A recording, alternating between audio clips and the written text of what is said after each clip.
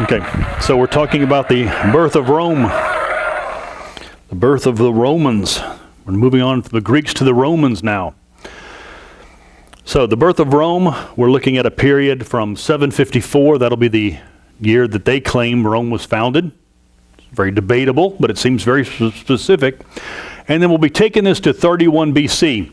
31 BC is a pretty important year. That'll be the year that Augustus Caesar comes to power. And it'll be the end of the Republic. This period here is referred to as the Republic, the first 700 years of Rome, Republic government. So we begin now with the birth of Rome. The first thing we need to look at is where this is. We're looking at Italy. This is a peninsula, and the city of Rome is going to be at about the knee here. If this is a leg, and here's the heel and the toe, then Rome is about at the knee, and it's an inland city. But looking at Italy here, what's happening on this peninsula, in the 700s, the time that Rome is founded, what's happening here? Well, in this peninsula, there are people. It's a beautiful place, and so people want to live there.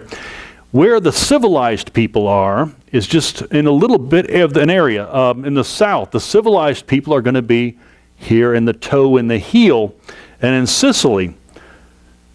Everyone else isn't civilized. So there are civilized people, but just down in the south, in the toe and the heel, and on the island of Sicily. Those are Greeks. If you remember, the Greeks had colonized in the 700s. They'd sent out colonists. So there are Greek colonists here. In the north, to the north of the Greeks, those people are uncivilized. They don't read and write. They're not civilized yet. And they live in tribes. This will be the word they use to describe these kind of archaic people. They live in a tribal society on this peninsula. The place we look first, before we can get into Rome really, we need to look at a place called Tuscany. These are the Etruscan people. They live in central Italy. On this map, it's marked here around the thigh area. This nice, beautiful place there. Tuscany is just beautiful. These are the Etruscans living in this wonderful part of Italy called Tuscany. And they are the first before the Romans. These are the people who got civilized first. They pick up their writing, and it would have been through trade with the Greeks. They've met the Greeks and are trading with them, and so they pick up the Greek alphabet. And there's not much of them left. If you go to a museum and you go through the Greek section and you're getting ready to go into the Roman section, there'll be a section on the Etruscans, and there's not much of it. Mainly stuff that we have found in burials, Etruscan burials. And the reason for this is because the Romans are going to come along and wipe this place out. And the reason is because of hatred. The Romans are going to be very much into revenge and vengeance. So let's talk about the revenge aspect of the Romans and the impact it has on the Etruscans. The founding of Rome, south of Tuscany, at the knee, they set it at 754 BC. This is part of their historical records, and we kind of debate this. That seems very specific. But probably somewhere in the 700s, this city is founded. The story goes, and this is a myth, and make sure you understand we're talking about a myth here, is that it was founded by twins. Now that might not be mythological, but more about the twins is going to be mythological. We'll come back to that. Founded by twin brothers on 7 hills. Beautiful place, these nice 7 hills to defend, and on a river. You got a fresh water supply there. The Tiber River runs across the middle of Italy, so it's a nice dividing space between north and south on this Tiber River. The story goes, the mythological story goes, that these twins, named Romulus and Remus, have a interesting childhood. It turns out that they are the sons of a princess. And the princess claims that she was raped by Mars, the god Mars. The Greeks call him Ares, the war god. And so these children are born of sons of a war god. Well, they are also proclaimed illegitimate. And the story is that this princess, her father had been driven out. He had been a king, and he'd been driven out, and her uncle was in charge. And her uncle tells these boys, you got to get rid of these 2 boys. They're illegitimate. And so they put them in a boat, in a little basket, and set them on the Tiber River. They float downstream, and they are saved by a she-wolf. A pregnant she-wolf comes out, and instead of eating them, feeds them. So they're saved, eventually found by a shepherd. So they are saved, these boys. And then the story goes on that eventually they find out who they are, that they are of royal birth, and they eventually will go and get revenge on their uncle.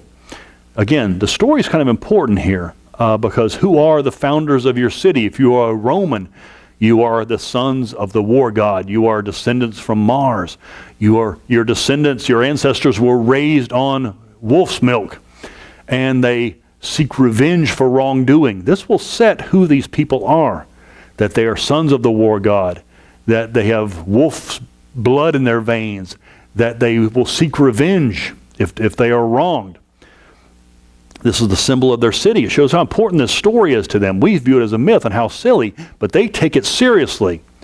That this is who they are. The city of Rome was founded. These boys will build a bridge. They are bridge builders. This is probably correct in the story in that this is really what sets them apart in this place, is that they built a really important bridge over the river here. You don't have to take a boat across anymore. You can use their bridge.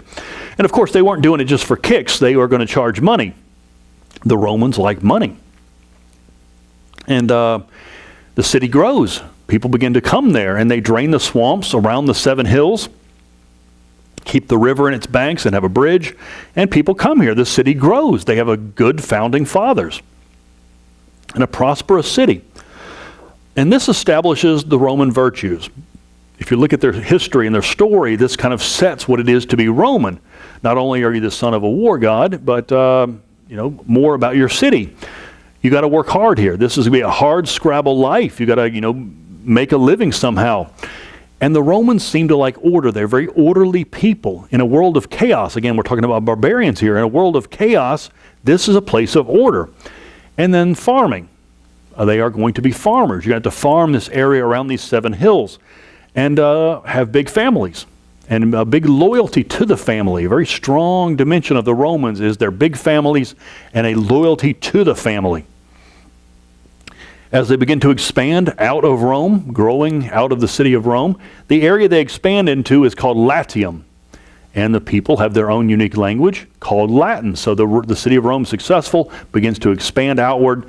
This picture here actually shows an artist recreation of Rome in its early days, in its 700s into the 600s, probably living in mud huts with wood and mud. So Rome wasn't built in a day. They're pretty primitive here in their founding. The story goes on that Romulus killed Remus. That's why we call the city of Rome and not the city of Rome. The story is that they were squabbling over something silly. 2 stories. One of them that they got into a fight over the size of a wall that Romulus was building. Remus came up and jumped over it. Another story is that they were arguing over the boundaries of property. Anyway, the story's kind of important in the fact that they'll fight over anything. Romans have a very short temper. The story also goes on that they're not just an independent city. They don't just get to create a city and they're the Romans now. They lived under the Etruscans. They had kings, Etruscan kings ruling over them, so they would have started off having to pay tribute to their ruling king. These Etruscans are kings over the Romans, and they rule for hundreds of years. This goes on in the 700s, into the 600s, into the 500s, that they have these Etruscan kings ruling over them. And obviously they were mean kings in some point, in some way, maybe charging taxes or something. And in 509 BC, the Romans have had enough. They rise up, and this is the year of their revolution, 509 BC. Ours here in America, 1776. When we throw off our king, the Romans throw off their kings in 509. And just like us, they will proclaim no more kings. Something interesting about the Romans and being an American here is you might want to start comparing America and the Romans. It really is neat to watch this, the way an empire is founded, the way that a republic is founded here, the way our republic was founded. And if you will carry this on for another 1,000 years, the way that the Roman Empire falls apart later on, it's kind of eerie in that maybe this is coming for us eventually. So they start off with no more kings. They got their freedom, and they proclaim a republic, just like we do. A republic, no more kings. Well, let's look at this Roman Republic they create. They are very orderly people, and they set up a government. So from 509 BC, the time of their independence, to 31 BC, the year that they will stop being a republic and become an empire. So we got 500 years, just estimating, guesstimating here, rounding to 500 years. The first 500 years are a republic. Well, here's how it works. At the top level, you have 2 consuls. This would be their executive branch. These men, there are two of them, kind of reminds you of Sparta with their two kings. These two men are elected for 1 year to keep them from becoming a king. But the idea is that you can have one man, you won't just have one man rule, both consuls have to agree on stuff. You can have one consul leave the city. Kind of the same thing Sparta did with their kings, except the idea is we don't want kings here. And then also to make decisions. You know, sometimes you need quick decisions in war or catastrophe. And so the idea is that these consuls can make quick decisions. It's mostly just prestigious, though. This idea of being a consul is very prestigious, and at some point in your career, if you're a powerful Roman, you'll want to be a consul. It's just a 1-year post. This is actually how they track time. They would count their years by the consulship of so-and-so and so-and-so, the consulship of this guy and that guy, the consulship of these two guys. And that's how they kept track of the years, by who was consul that year. And so you'd want to have your name on that list if you're a powerful Roman. Below the consulship is the idea of a senate, a body of men called a senate. The word actually comes from the word for being old. These would be the old men of the city. And this is where the power is. This is where the decisions, the day-to-day, long-term decisions are made. The real power of Rome. These are older men. These are the leaders of their families. These are the wealthy men of Rome, the land-holding men of Rome, and the powerful families, probably descended from Romulus and Remus. They can claim that their families are the old families of the city, that they deserve to run the city and control their families. So family is important. And then they will elect 2 of their guys to become consuls each year. So here's a carving of Roman senators. This is actually in Rome. This is a real carving. And the thing I notice is that they're wearing togas. Toga will be the dress of the elite Romans. It's you'll find a square piece or a very nice cloth. If you're very wealthy, the nicer the cloth, the better. And basically you just wrap it around you. It's a very simple form of dress, but also indicate to people that you can afford this nice cloth and that you're not going to do any physical labor. These guys have moved beyond the physical labor, the older men of the city. But let's look at the city. What about the people of the city of Rome? There are 2 classes, and they're very distinct. You would know which class you're in. There's no doubt about this. At the top level are people called the patricians. You can see the word father in there, pater. This is the founding father people, the people who descend from the founding fathers, the patrician class. We would call them nobility, that they are descended from the founding fathers, and they keep track of their family trees. Very important to them, their bloodlines. Very important to them, controlling the lands of the hilltop land, the prime real estate of Rome. They'll make sure to keep that in the family. Below them are the people who live below them. On the bottom rung are the working class.